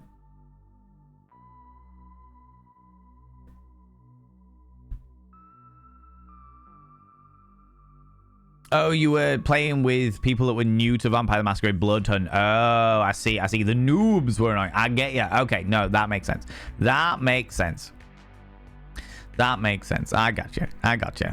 And we've just been talking about a very interesting sex education question that was put to us by Pseudoopolis. So I'm just catching up with chat, trying to answer every one of these questions and bits and pieces. I remember sex drive kicking in during middle school, 7th and 8th grade. I lusted after some teachers' helpers. Totally inappropriate age gap. Oh, JM Beard, that's entirely natural. It is entirely natural for teenage school children to lust after older people in their lives. That is completely natural. It is not natural for the other way around. It is not okay the other way around, but it is completely natural for a teenager to do it, you know. It's also not it's not okay, even though it's like a natural thing as part of people's self-discovery and stuff like that. It is not an okay thing to then do anything about that or say anything about that. I know far too many people that wrote erotic fiction about their favorite teachers when I was in school. So yeah, that's not okay. That's not an all right scenario. But the actual like feelings of when you are a teenager and you are fantasizing about teachers assistants, people in your life like that, that's completely natural. That's completely natural. How does a person know if they're fulfilled in their sex life? There's a question. I think that the vast majority of people would know, because they would feel a level of satisfaction with their sex life. So if a person is like having sex, enjoying sex, and the sex finishes and they still want more, then there is an element of unfulfillment there. That doesn't mean that the person is unfulfilling. It just means that there is an element of unfulfillment there. It might be that that person's tired that day, or that they've had a hard time and you're doing it to help them out or what have you. But there is a certain level of satisfaction there's a certain level of satisfaction that people should have when they have sex together, you know? And that isn't saying that you can't find that fulfillment elsewhere in like self-play, in doing other bits and pieces and what have you. But generally speaking, people who have sexual desire, sex drive, sexual desire, those people will get a sense of satisfaction after the sex has completed and what have you. However, there is other situations there that can interfere with that level, with that feeling of satisfaction. Guilt and self-doubt are the main ones. Because of the way that many of us are raised, we are raised to feel guilty about sex. We are raised to feel guilty and shameful about coital engagement. So there may be situations where you're enjoying the sex you're having with somebody, it's all great, it's all wonderful and dandy, and at the end, once you've finished having sex, you start to feel really bad about yourself. And that is like cultural conditioning that you have had growing up in a certain atmosphere or what have you. There is also a medical condition If I remember correctly, there's also a medical condition that can be associated with it, where basically your dopamine crashes out after you have had sex, where your dopamine just crashes out and your body like basically goes into a, I'm not saying depression, but a depressive state because of the crash, as it were, you know? I think most of us fancied a teacher at some point. No, definitely. 100%. I definitely did. I'm not going to try and deny it. Do you know what I mean? Thinks Africa is the worst. I could not agree more. It also gets used by nearly every fucking teenage boy, you know? My first aftershave was called Highland, given to you by a Scottish grandfather. I love that. Being homeschooled for half my school life prevented that from happening. For the other half, that makes sense. Yeah, that makes complete sense, you know. Your life, my life, Nibirin. Oh, I've missed the context there, I'm afraid.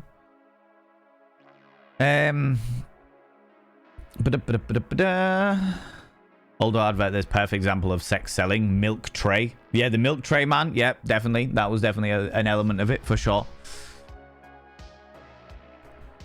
That was a really interesting one, though. Because... yeah, there's an element of it with the milk tray man and the Diet Coke advert, because, and this is where the sex selling element of it gets real fucky, okay? Because if you take the Diet Coke advert, for example, you get a half-naked, muscly man, usually slightly moistened or oiled up, drinking Diet Coke. And women just fawning, being like, oh my god, that, that's amazing. But that depiction of masculinity actually appeals to men more than it does women.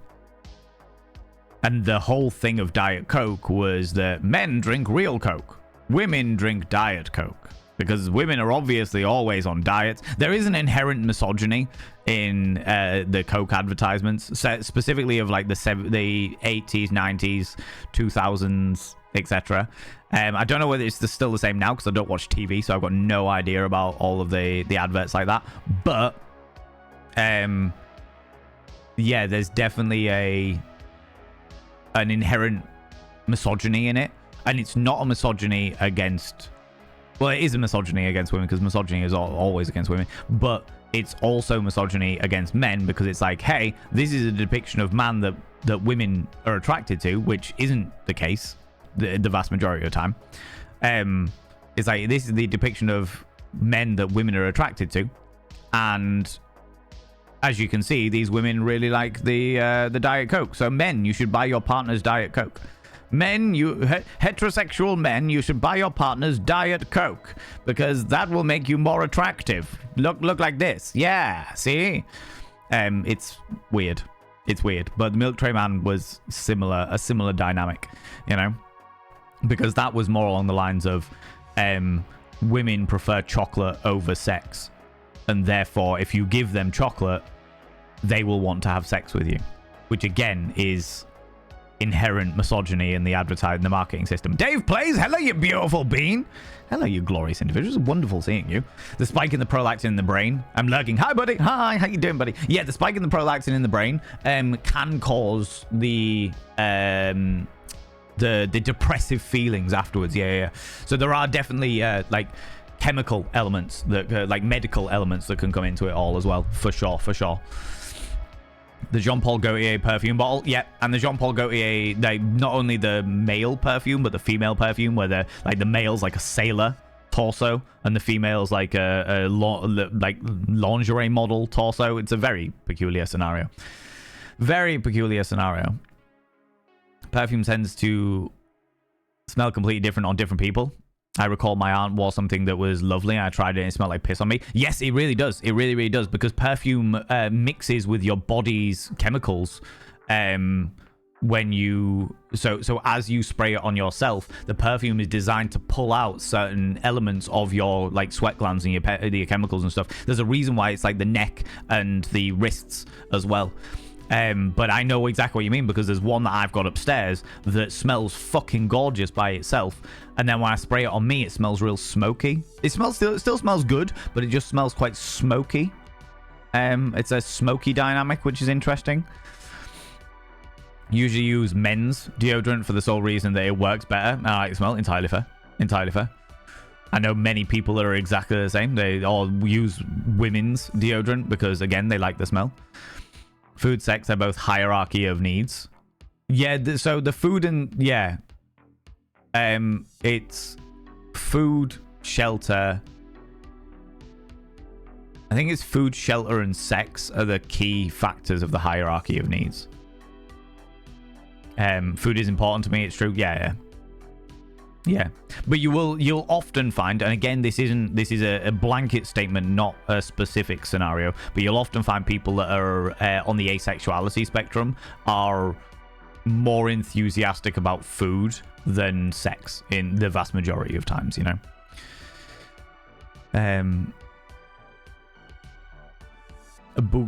Bugatsa? Jester Fraud? Eat it if that's what you need. Eat it. Snaffle it away, you cheeky devil. Tunackers, hello, you cheeky devil. Wild Squeak, hello, you wonderful bean. Oh, my lordy, all these beautiful people coming in here. Chris Tarrant did a show in the 90s showing adverts from around the world. There was an Australian advertising women's underwear involving a woman, ants, and an anteater. That's amazing. Some of the adverts from around the world are fucked. I'm not going to get into that conversation now, but they are fucked. Like, bad. Bad times. Feel like it's gotten the answers that I need to sort some of the question marks out. It will lead to more questions, but it'll lost less confusing. Now, no worries, Food Waffles. I'm genuinely really glad that we were able to answer some of those questions for you. If you have more questions, let me know. If you want more questions, let me know. I'm more than happy to talk about it. I love talking about this subject. As you all know, you know. Soft foam story definition of kill 'em with kindness. Fucking did. The bruise that I had was unreasonable. Do you know what I mean? Need me some popcorn. Don't come to stream hungry, right? How's it going, Zabadian? Hello, you beautiful being. Thank you for enduring the pain of my puns. I do endure the pain of your puns. And you are very welcome. Jesus. Every so often, Zabadian, you... Stupedia, every so often you'll throw one out there that'll be absolutely fucking excellent, but I have to wade through the myriad of what the fuck is this. Oh my god, my soul is cringing in order to get to them, you know. Don't worry though, everybody else loves them. Everybody else enjoys the bloody dad jokes. All right,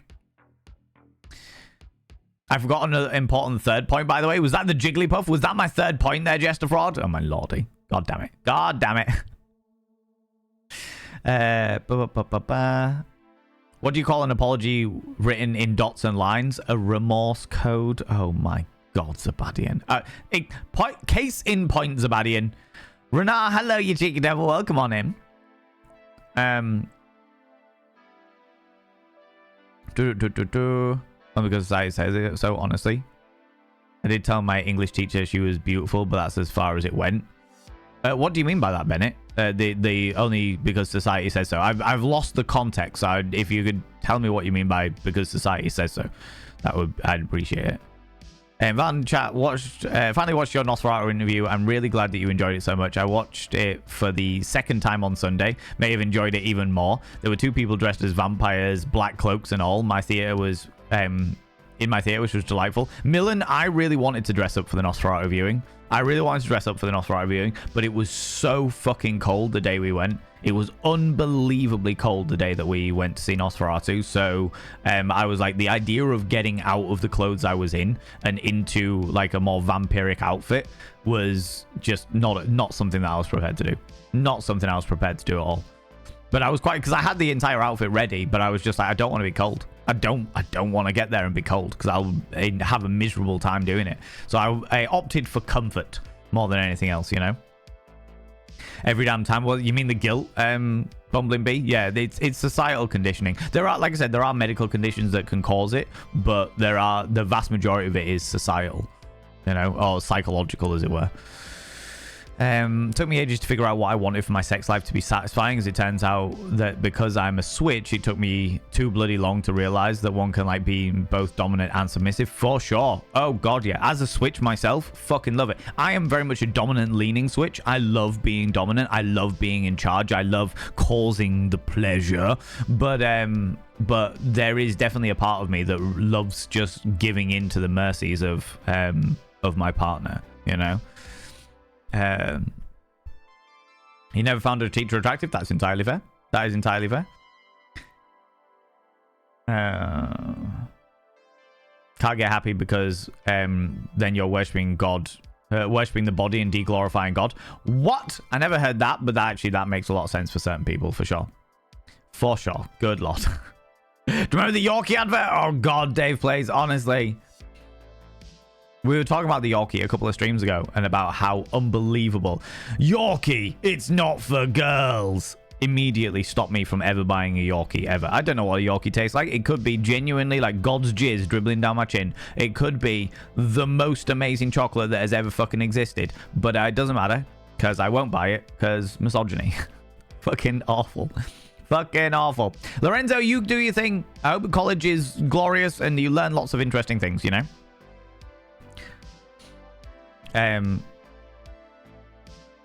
Always curious, would the oil catch fire? Oh, as in the oil that is sprayed on diet, somebody doing the Diet Coke adverts? No, it's not like that. It's not like that. It'll be like fucking olive oil or something like that. You've got to get it to a particularly hot temperature before it's prepared to like catch fire and shit, you know? Yeah, the Yorkie bar misogyny, exactly stupid, yeah. I found the milk tray man creepy because he goes into people's houses mixed with sexual element. Yeah, that makes sense. That makes sense. I haven't seen adverts in fucking ages, so it's been a while since I've seen it, you know. Diet Coke advert fucks me up because of my own self-image, etc. The Diet Coke advert, but if you understand that the Diet Coke advert is not for its intended audience, then it suddenly becomes clear. They have done multiple studies on the heterosexual women's gaze. All right. And in these studies, and this is me remembering off the top of my head, okay? But stuff like a broad shoulders, a six-pack, a tall man, rugged looks, stuff like that is far more likely. It's obviously there's a degrees of personal interest in stuff like that, but that kind of image is far more likely to appeal to other men than it is to women. Women like stuff like collarbones, wrists and forearms, jaws, and butts. If that was like I said, remembering off the top of my head, but those were like the dynamics of what like drew the heterosexual women's gaze to a man, for example. Same with the old adverts for the Lynx deodorant. Junackers, yeah, we were just talking about those earlier, for sure. Jester Fraud asks another sex education question. Does dominance/submission necessarily imply ceding some sort of control, or is it just a form of it? Imagine it as role play, Jester Fraud. The person who has the control. Okay, let me put it this way.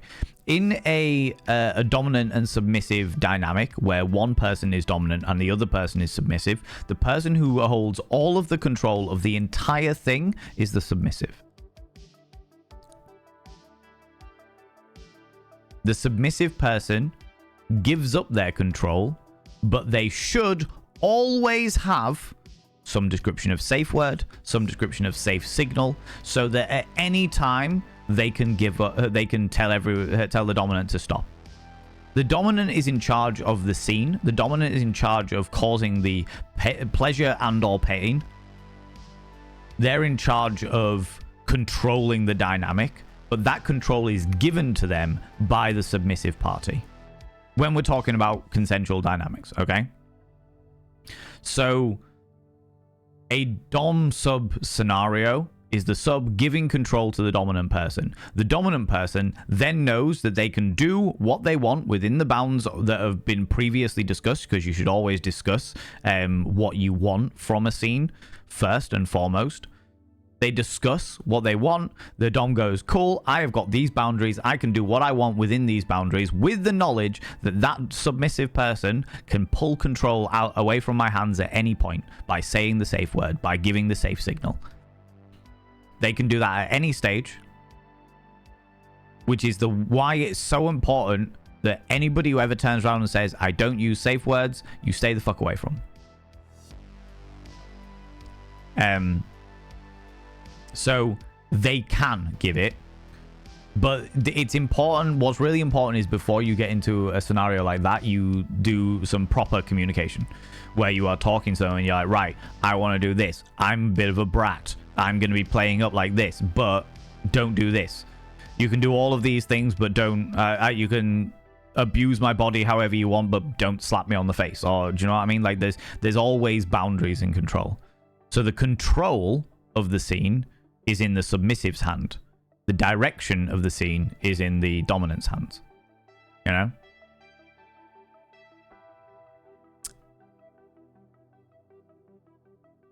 The dom-sub dynamic is more about trust than anything else. Yeah. The best way to probably describe it, the best analogy that I can possibly give you is imagine a learner driver.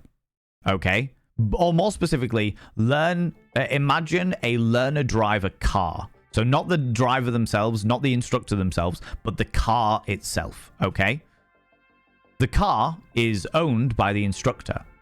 The instructor gives control of that car to the learner, and the learner can do what they want with the driving, the gear stick, the steering wheel, all the pedals, all the indicators. They can do all of these things with all of this stuff, but on the driver's side, there is an emergency brake.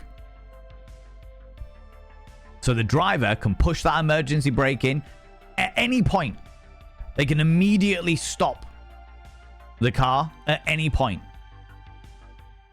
But the person who's in control of the car is the learner driver. Exactly the same for dominants and submissives. The dominant owns the car. The submissive owns the car. They give control over to the dominant. And the dominant can do whatever the fuck they want within that car. But the submissive always has that emergency brake pedal. You know? You know? You have to make your own deodorant and have too many allergies. Entirely fair. Entirely fair. I'm glad that you've managed to find something that works for you. Because I know that allergies can be a pain in the hoop with stuff like that. I'm fairly homosexual and interested in sex, but it's 1, cuddles, 2, food, 3, sex. Entirely fair. Entirely fair. In which case, Tabby the Panda, your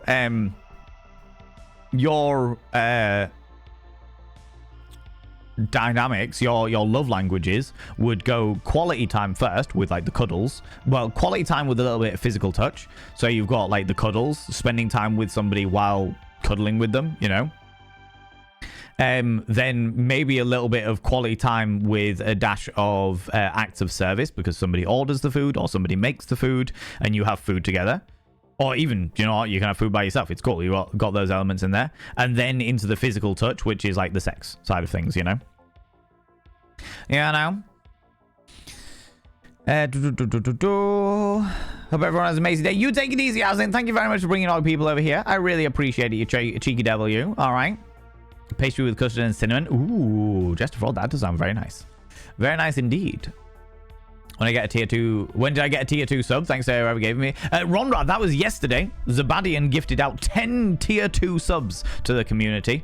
So yeah, they gave out... They gifted that out to you there. They gifted it out to you. That was during yesterday's stream. Unbelievably kind of them. What was Judas Priest doing the Red Lobster? Breaking the claw. Breaking the claw. Oh my god. How's it getting, Pixie Bomb? How you doing? The Herbal Essence ads were great, although for some strange reason they don't do that anymore. What, you mean getting showered in a waterfall? I wonder why.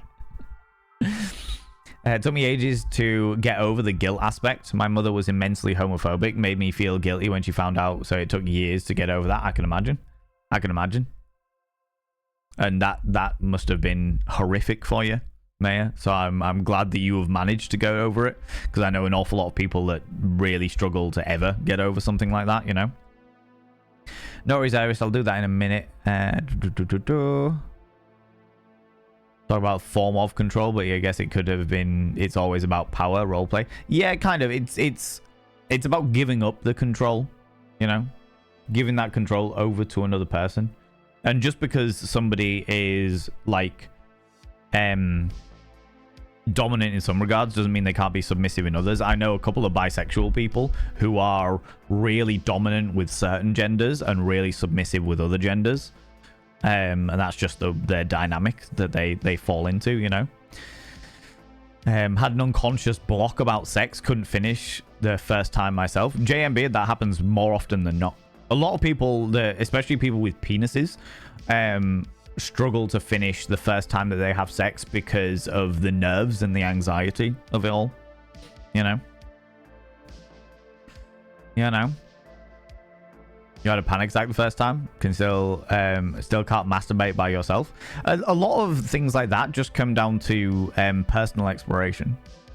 And when I say personal exploration, the first thing that comes down, the very, very, very first thing that comes down to personal exploration is getting over the embarrassment. Because you would be amazed. You would be fucking amazed at how many people don't experiment with their own bodies because they feel embarrassed. Even though they are by themselves. They're not with anybody else. There's no one else around. There's no one that can hear them. There's no one that can see them. There is no one who knows what the fuck they are doing. They are literally by themselves. They can do whatever the fuck they want. And nobody would judge them. Not a single person would judge them because nobody fucking knows. Alright? And yet they do something and they feel embarrassed about it. How fucky is that? How fucky is that? Talk about ingrained psychological fucking barriers.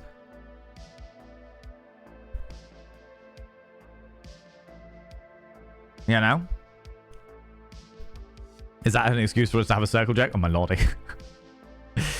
Was told that masturbation was terrible sin and punished for it. Oh yeah, there'll definitely be elements of that, like that, but that's a similar sort of thing, to be honest with you, Jester Fraud. Like, as much as that is like guilt and shame that is drilled in there in regards to like the religious side of things, but growing up in a religious dynamic like that, the other side of things is like that happens to the vast majority of people in every culture, because sex and masturbation and stuff like that is looked down upon so much. It's so taboo that when you do something by yourself, you start to feel silly. You start to feel weird. I remember the first time that I used a masturbator, you know, like an actual device, a sex toy for myself, and I felt fucking stupid. I don't get embarrassed. I am not a person that gets embarrassed. Do you know what I mean? And I was sat there being like, this is fucking weird. And it was got nothing to do with the masturbator itself. Nothing to do with like what it was or how much it cost or what it looked like or anything like that. Nothing to do with me as a person, because, you know, I've been masturbating for years by that point. Nothing to do with any of that shit. It was because it was the first time I was using one, and I was like, this is weird. Like, oh, I don't know. It feels a bit weird. Feels a bit uncomfortable. I mean, it doesn't feel bad physically, but mentally, emotionally, I feel a bit uncomfortable doing this, because men shouldn't use masturbators. All that shit. It's bullshit. It's absolute fucking bullshit. And I would strongly suggest that everybody, every single one of you, take some time for yourself. If you have the ability to do so, take some time for yourself to just be by yourself and learn what your body likes. And I am talking everything your body likes. I am talking delicately stroke different parts of your anatomy, all parts of your anatomy. Find out what works. Set the scene, set the mood. Find a time where you can be by yourself. If you've got the money at your disposal. Thank you so much for the follow, you beautiful being. I really appreciate it. If you've got the money at your disposal, book a night away somewhere. Book a night away in a nice hotel. Take some candles with you. Take something aromatic, you know?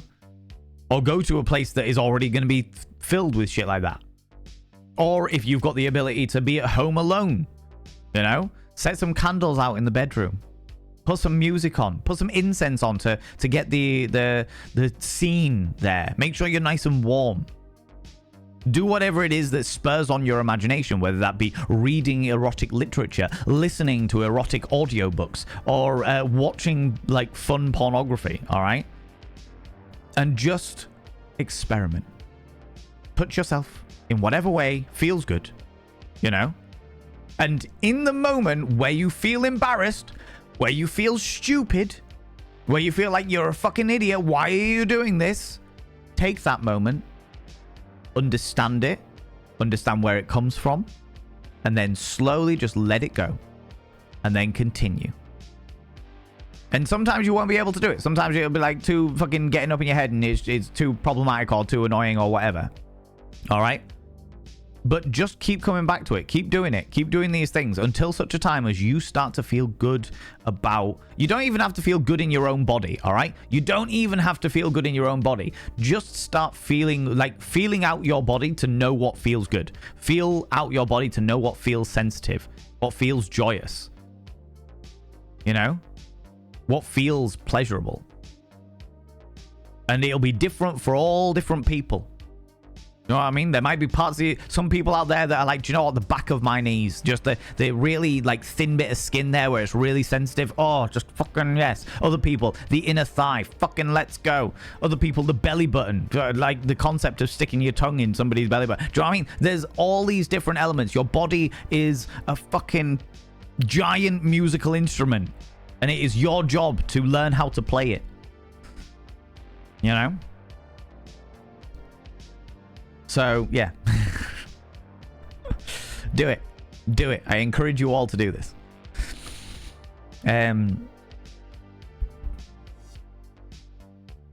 Oh, Bennett, I didn't miss the breaking the claw joke. I was just that far behind in chat. I was just that far behind in chat. But I'm catching up. I'm catching up. The ladies in the Herbal Essence ads were audibly enjoying themselves so much. Yeah, no, I forgot about that. I forgot about that. Jesus Christ, yeah. Herbal Essence. Fucking hell. I really like the streamer you raided yesterday. She was so fun. Who did I raid yesterday? Oh, Mary Majora. Mary Majora is fucking excellent. Mary Majora is absolutely fantastic. Samurai Afro. I'm really glad that you enjoyed them. I'm really glad you enjoyed them. Also, how you doing? How's it going? I'm good today. Has my cuddle buddy Jimmy over, so very happy. Yeah, love to see it. Love to see it. Struggle to finish or finish very quickly. A lot of that just comes down to practice and experience, Tabby. Because with practice and experience comes mindset, and mindset is just like the thing that you need. You know, some people need. You get like different types of like sexual language in regards to reactionary versus like reactive versus proactive. I'm a very proactive sexual person. I will be the person to initiate everything. I'll be like, let's fucking go. I'm in the mood. I'm in the mood for fucking. Let's fucking. You know, I'm all good for initiating, but there are other people who don't get in the mood until somebody initiates. You know. And when somebody initiates, like, okay, warming the body up, the body's getting in the place, the mind's getting in the place. And there's also dynamics with like disconnections between the mind and the body where they don't like properly speak to each other and stuff. It's all kinds of shit. You know what I mean? But a lot of it just comes down to experience, both personal experience and experience with others, you know. I really feel guilty or self-disgust anymore. Hasn't happened in over 3 years. Amazing news, Mayor. Genuinely amazing news. I'm really, really glad to hear that for you. Masturbation, a terrible sin. I've been playing Rush Hour to process this during the conversation. I really appreciate y'all's input. It's been very interesting. Pseudopolis, you are so very welcome. So unbelievably welcome. I'm really glad. I'm genuinely glad, A, that we could have answered some of your questions, but B, that you brought that to us so that we could answer it all together and we could talk about it and we could have the discussion, you know, because it means the world to me to be able to help with stuff like this, you know? You know? Now all I need is some certificates because evidently the words that I'm saying are knowledgeable, but I just need some certificates to prove that to other people that I know what I'm talking about. Makes foreplay and sex a whole lot better if you know your own body. Oh, so much better. It is unfucking reasonable. Do you know what I mean? And there is definitely going to be elements of your body that you will like being played with that may feel a little bit uncomfortable telling your partner. You know, I don't really have that shame, but like There was definitely like there's something that does fucking wonders for me. Do you know what I mean? Does absolutely a part of my body that is an unsuspecting erogenous zone. Your erogenous zones are your genitalia, your butt, and your nipples. Do you know what I mean? Those are your standard erogenous zones. They can extend out to like your neck and stuff like that, and collarbones and wrists. But there's a part of my anatomy that is an erogenous zone for me. That is an unusual erogenous zone, which I'm not going to tell you about by any stretch of the imagination. But I remember like telling McSteffels about that the first time and being like, I really like this. Fortunately, I knew full well that McSteffel is a very open-minded individual. I was like, oh, really? Okay, all right, well, okay, we'll see how that goes, you know? But I could understand for somebody who was like less confident in themselves in a sexual dynamic to tell that to somebody, to turn around and be like, hey, there's a part of my anatomy that I like being played with, but it's not your standard sort of thing. That could feel quite anxiety-inducing, quite nerve-wracking, you know? But it's worth it. If you have got a partner, if you've got a long-term partner, especially if it's a long-term partner, and you trust them with your body enough to sleep with them. You know what I mean? You trust them with your body, you have emotions for them, you have an element of trust with them. It's worth having that communication, being like, hey, let's talk, let's discuss the dynamic. These things are parts of my anatomy that might not seem like erogenous zones, but they are erogenous zones. You know what I mean? How's it going, Ariana? Hello, you beautiful being. Welcome on in. How you doing? A word of advice: stay away from kids. I mean, we're talking about sex, so I would like to think that everyone here is over the age of 18. In fact, I would like to think that everybody is over the age of 18, purely because this is an 18 plus channel where I literally have the mature content filter on it. Do you know what I mean? But also, like most normal human beings, I can talk about sex. I can have sex. I can do all of these things with consenting adults. And in the same life, in the same existence on this earth, I can do things that have got nothing to do with sex. I can hoover the stairs. I can clean the bathroom. I can go for a jog. I can, I don't know, I can play computer games. And in amongst those things that have got nothing to do with sex, I can look after my partner's son. I can hang out with my nephews. Because unsurprisingly, the vast majority of human beings know where to draw the line where something to do with sex is inappropriate. The fact that you've come in here and they're like, hey, stay away from kids, ha, ha, means that you don't understand where that line is. All right? You just evidently don't understand where that line is, you know? And unsurprisingly, that's a you issue, not a me issue. You know?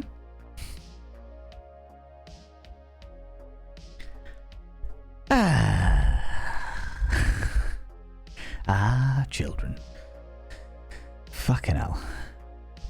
Where were we? This needs to be made its own clip or shot to help people. Baron Von Blast, how you doing, you beautiful individual?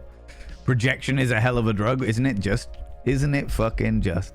Brian's brain dump. Hello, you beautiful being. Welcome on in. A little reminder to drink some water if you haven't. I like that. Thank you very much. Also, while we're talking about reminders for people, friends, don't forget to take your meds if you haven't done it already. Never ever use that song as a way of starting sex. Tabby, I'm not going to lie to you. The weird ass things that I have done to start coital engagement sessions is pretty wild. Pretty fucking wild. Because if there's one thing that is absolutely guaranteed to break any nervousness, it is giggles.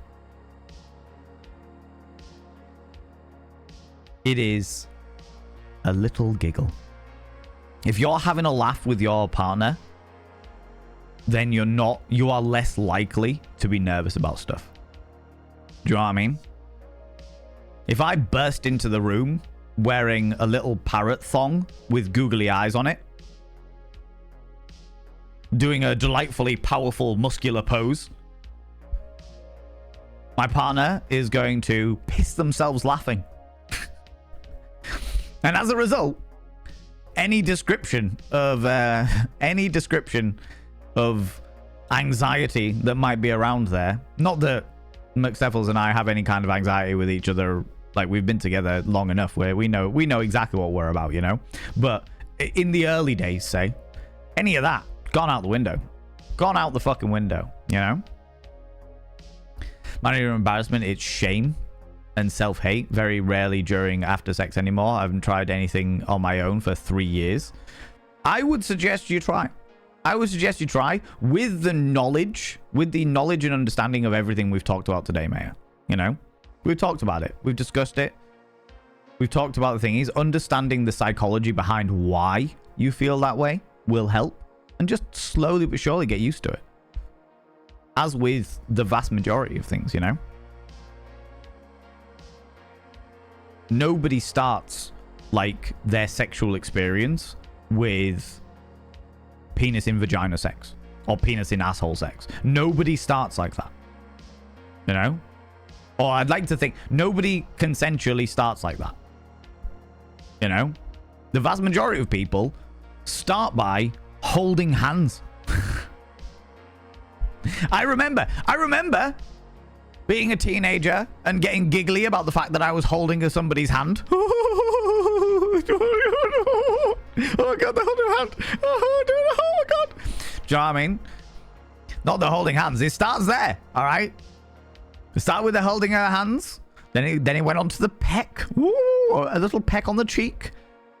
In fact, do you know what? I think before, like after the peck on the cheek, it was a slow dance at a school disco. Do you know what I mean?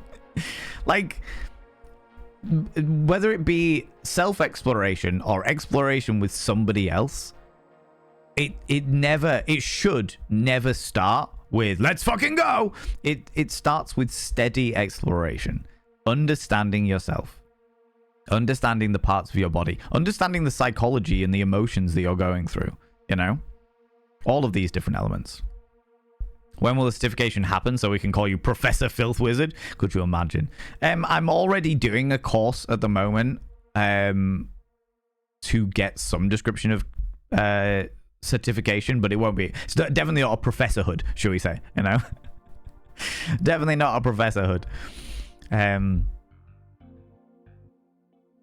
Staying away from kids is sensible. They are loud and smelly. They are loud and smelly. This is very true. This is very, very true. As a mother, it's hard to stay away from kids, yeah.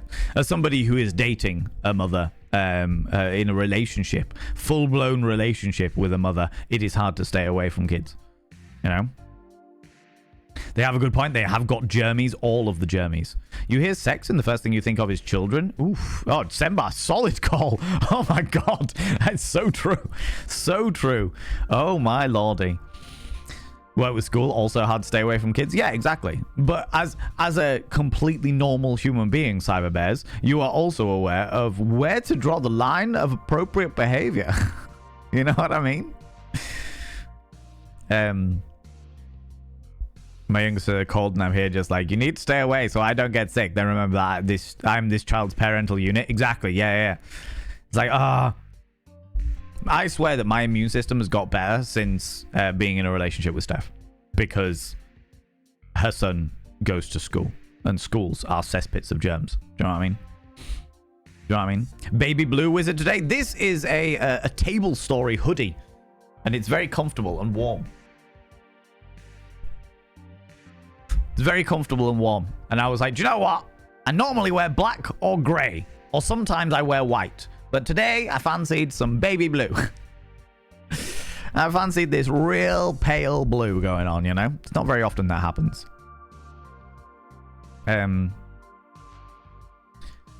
Make me laugh, it's a good in, right? Tell me about it, Jamie Beard, right? Don't mean to pry. But I really, really hope one of the methods was signaling in semaphore. I can't say that it definitely was.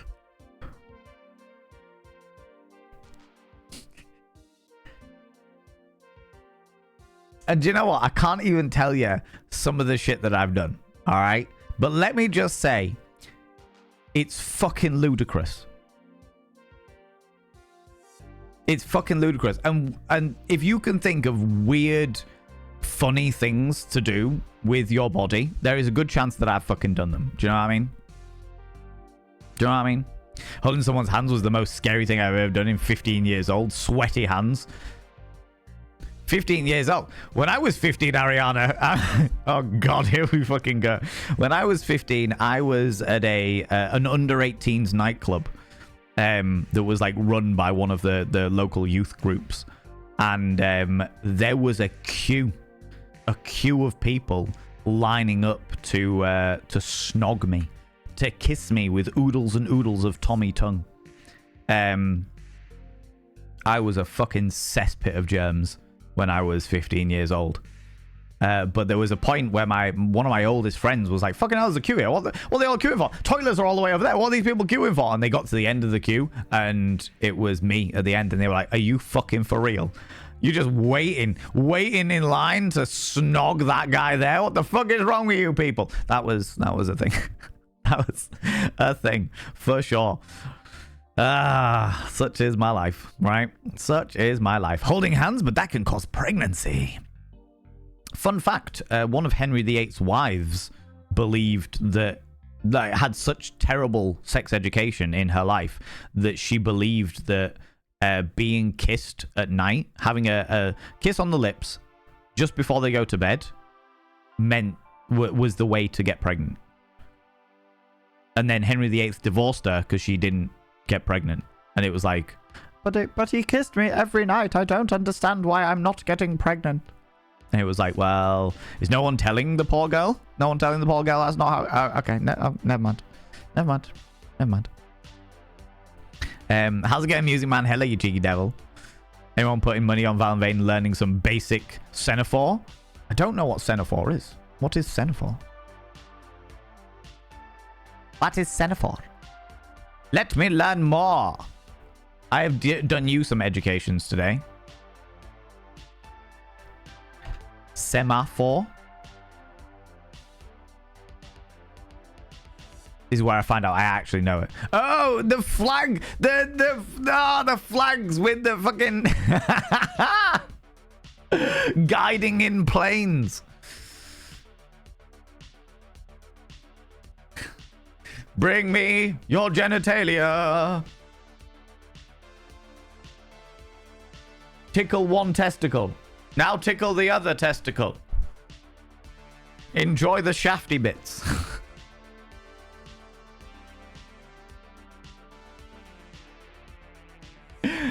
Oh, amazing. The flag messages, yeah. How's it going, Jam Jam Brain? How you doing? Semaphore, but misspelled. That's all right. That's good. It's all good. I got there. Vet through it. Do you know what I mean? They do it with ships as well, and communicating with ships. Hey!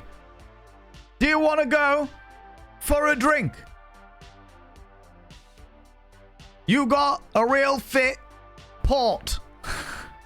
Your stern is looking real attractive. Have you lost weight?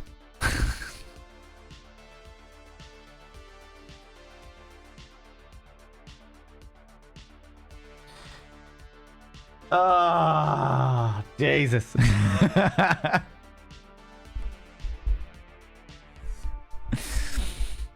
Semaphore, more like.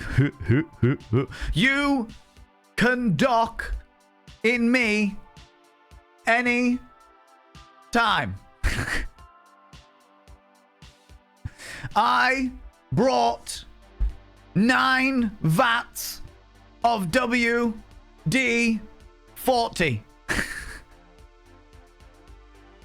Here's me dancing like a fucking cyberpunk kid underneath a bridge, but actually just doing flag fucking semaphore language. Oh my god, that's amazing. Oh shit, that tickled me. Not my arm, sir, but that fucking tickled me. Going good? I'm glad to hear that. I am glad to hear that. Good, just had Magneto exam in my head. Now working from home until I have a doctor's appointment later. Okay, cool. Oh, well, we have chatted for an extra hour, friends. So in a moment, there will be some adverts. I'm going to use that opportunity to go replenish my cup of tea. And then we'll jump into the game. An hour later than we normally do, you know? Wait, docking or docking? Oh, jester fraud. Oh, lordy. I mean, hey, so as long as it's all between consenting boats, it's fine, right? Buy me dinner first. MC, don't count? What? What?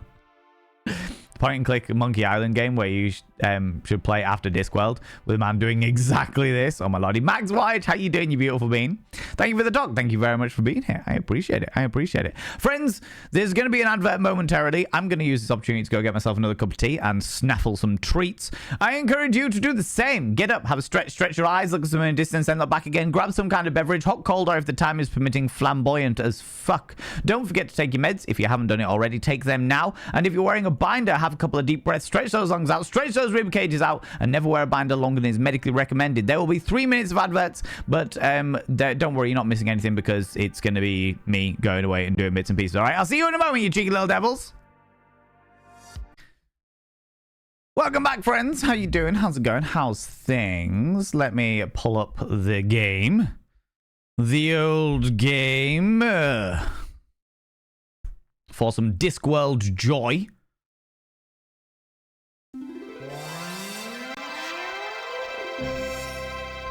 Ah, yes. The wonders of Discworld. Thank you very much, everybody, for sticking their way through the adverts. I very, very much appreciate it. This is going to be a slightly different one because I am opening up to hints. Please make sure they are hints and not just telling me what to do. I would appreciate that should I get stuck. Best thing to do is ask me if I would like a hint before you just throw out some information and what have you, okay? But this is my first time playing the game, and it's good fun. It's good fun, you know? These are the...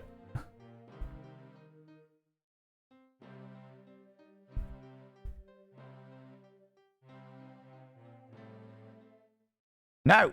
Why is it not? Where is my... Huh. Interesting. There it is. Okay. Load game. Staying alive. That's right, because the dragon is after us. The bloody dragon is after us. Eris Ptolemy, I'm also going to refund you that smolder because I need to get on the game. I need to get on with the game, all right? Right. Okay, where were we? We need to... avoid the dragon. Can anyone remember where we were? What were we doing? How you doing, Max? How's it going? I have a malty biscuit brew today. Oh, Mackie D's. Oh yeah. Oh yeah, you do save your save as many letters as possible for sure. Do you know what I mean? Oh, is the music really loud? It shouldn't have been that loud. My bad, friends. My bad. Yeah, I missed as well that. Roger, I appreciate that. Let's go back out, because I can't remember what the fuck we were doing. I know that we don't really need to be in there. Okay, we got a magic carpet. We got a lantern. We got some fireworks.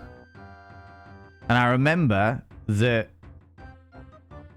the dragon, we gave the dragon all the gold bits and pieces, and the dragon was like, cool, now I'm going to kill all of those people, and I think we now need to go and save those people to make sure that we don't die. How's it going, Alec Wallace? Welcome on in. How you doing? How's it going? Music was marginally louder, but it was okay for you. Okay, cool. Dragon told you, but thanks for breaking my chains. Now I'm going to kill everyone. Yes, that is what the dragon told me. And I believe that they said that they were going to kill the cultists first, and then they were going to kill me, and then they were going to kill everyone else. So, if we can save the cultists, then we should also be saved, right? Did the dragon tell us how they were going to kill us? I mean, obviously, fiery death is the one that springs to mind immediately. We could start by going to the street and seeing the dung collector.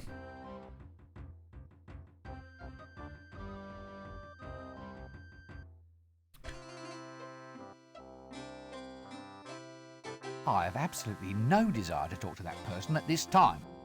Poor fellow. Looks like he needs some root canal work done. I assume with mild threat it's a Discworld game. Oh, mild threat. Only mild. So how do we stop?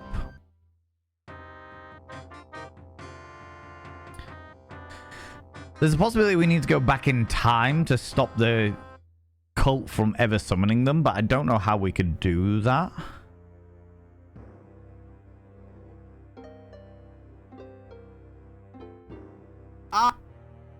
I'd rather not. Wizards and flames don't go together. Huh. So we got busy trying to get the elders ready for school. Late start due to the cold. Didn't pay much attention. Aw. It's snowing, so beautiful outside my house right now. Having a couple of meetings, and then I'm going to play in the snow. I'm ancient and no one can stop me. On board it. On board it, Alec Wallace. Completely and utterly. Let's go back in time and see if we can stop things from happening.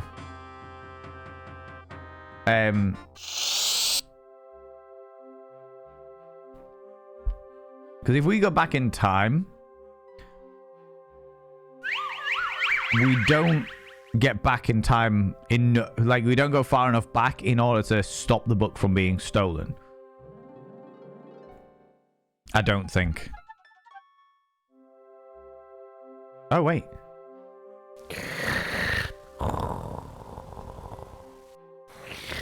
Or do we?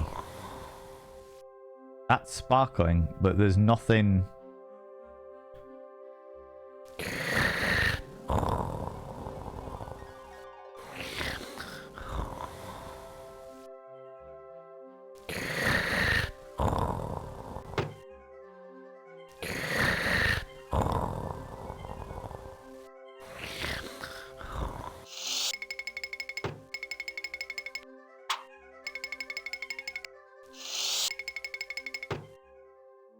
Wait!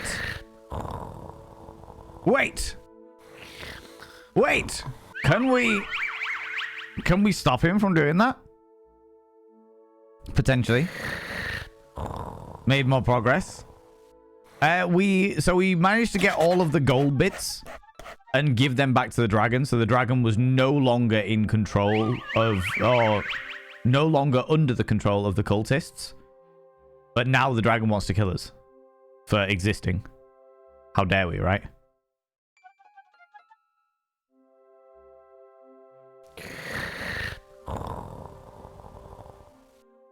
Hold on.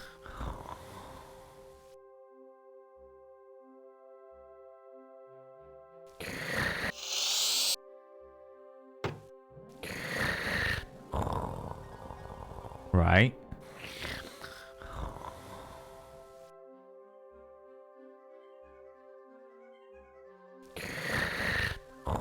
Oh, okay. You sneak out. Yeah, cool. Get over here. Go.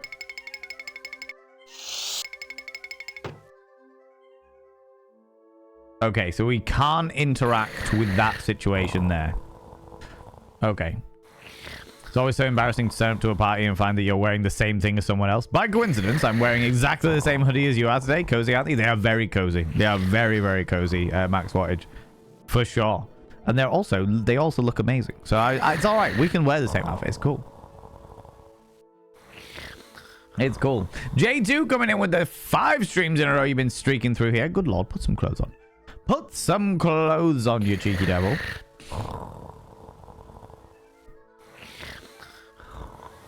Is the dragon worried that you're a threat to its vanity? No, not really. They just said that we were going to kill us. Must come in handy, stacked with all the latest monkey accessories. Oh, of course, because the monkey's asleep, it doesn't whack me on the head. Okay, the ape is asleep, it doesn't whack me on the head. Nothing down here. We can't go through that door, so the only way out is this way. Okay. It's cold enough that I've put on a latex onesie to try and see if that warms me up. Oh my lordy. I hope it does, though I have a horrible feeling it's not going to. Oh.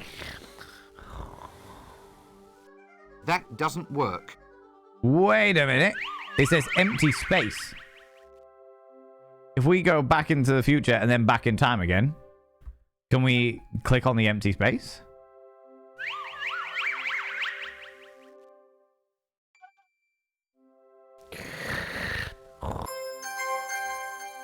Okay.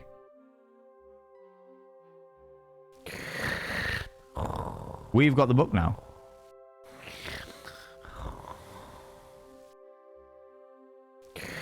What happens now that we've got the book? Because they can't do the summoning without the book, right? We'll find out in a minute.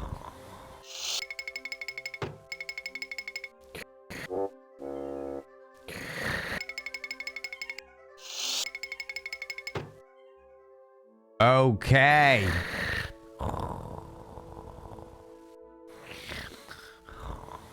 So... Should make a wick. Recogli Minto's never-failing guide to dragon summonation. Okay, so now we have the book. Because we got the book before they stole it. If we go back to the future with the book... Does that mean the dragon can't have got it? Did you get the number of that donkey cart? I haven't got the number of the donkey cart. That's 2 no traps, fish. Famine, have you got, 9? Well, I accuse Colonel Horseradish in the library with a lead pipe. Are you sure we're all playing the same game here? Damn. I've forgotten what I was going to say now. That little idiot over there's ruined my concentration. War, is he one of yours? Him? No, that's one of Death's. You shouldn't let them run around loose like that, Death. They could breed, and then you'll never get rid of them. Want me to kill him for you? No point, really. Death? Have you got Mr. Bun the baker? Not until his oven explodes next week. Oh, I see what you mean. Okay.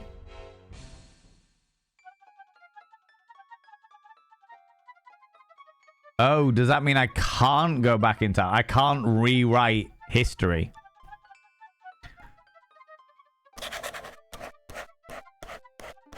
When it's cold, I suspect what you'll get is clammy, right? Not bad for this year's Veinmas. Oh, what? Speaking of onesie, still yet to see the full-body mirror ball suit. Oh my god, could you imagine? I will get one day. Deadly Daria, hello, you beautiful bean. I'd like 1 dragon to warm me up, please. Also, good afternoon. I cannot give you 1 dragon, but I can give you... Can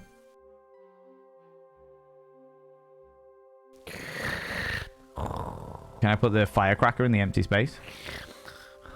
No. Can I put a different book in the empty space? No, but now I've got the book.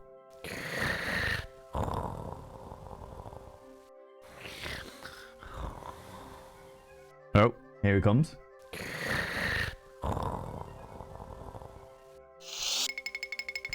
Gods in Ice were playing Hearts, playing Clue. One of them was playing Go Fish. Okay, so we can't go back to the present day with...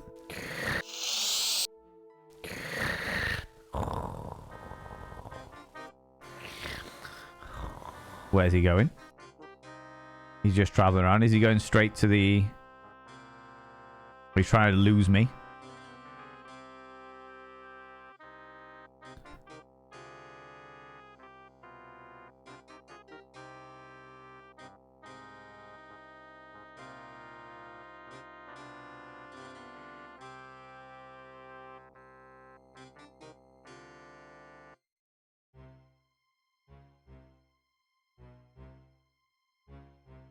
Right. If I...